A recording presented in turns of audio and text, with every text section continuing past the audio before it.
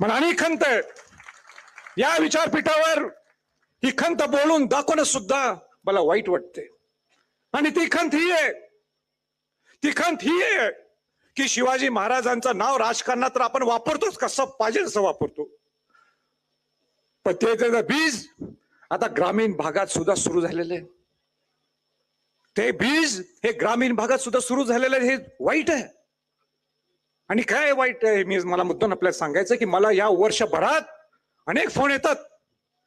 शिवाजी महाराज तिथं गावात आपापल्या सोयीचं राजकारण असतं. एक गट असतो, दुसरा गट असतो.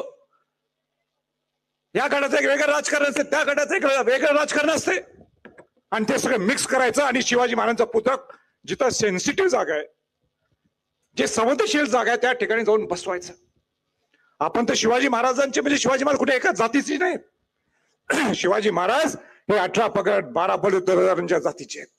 सर्व शिवाजी महाराजांचे सर्वजण आहेत.